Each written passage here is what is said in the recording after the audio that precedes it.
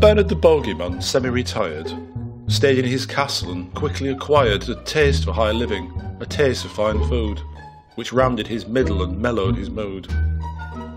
He liked to chew weeds from the gardens nearby, and he'd scrape yellow mould off his walls which he'd fry. He liked to jump into the swamp for a swim, where the resident monster was frightened of him. He liked to go walking around Wogley Wood, where the spirits retreated as fast as they could, and the trees shook their branches wherever he strolled, for he was the Bogeyman, scarer of old. And come every evening the grandfather clock would chime to remind him to jog round the block. He'd pad through back gardens and take in the air, where once he'd been searching for children to scare. And sometimes he'd listen when stories were told of Bernard the Bogeyman, monster of old, and terrified children would listen wide-eyed, while outside the window the Bogeyman spied. These stories were filled with such horror and gore, and one awful fellow at 74 depicted our Bernard as some savage beast who served up young kids as an afternoon feast.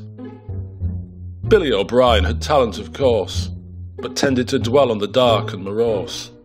He'd scare his young brothers in fantastic tones, with tales of the Bogeyman chewing on bones. These tales of dark doings where good was defeated are really too gross and should not be repeated. These blood-drenched adventures cause Bernard distress. Oh, Bogeymen do get a terrible press. The following day as our man took a swim, the monster was asked, "Am I really so grim?" The beast rolled his eyes and emitted a sigh, which Bernard received as a welcome reply. One evening at bedtime from under the covers, O'Brien narrated a tale to his brothers. He laughed as they started to shiver and shake, but Billy O'Brien had made a mistake. For as he looked out at the starry night sky, Bernard the Bogeyman cast him an eye. He saw twisted features, a permanent scowl. What was this strange demon, this monster most foul? Of course his two brothers were eager to know the reason why Billy was whiter than snow. They turned to the window, but Bernard had vanished, and Billy's dark angels forever were banished.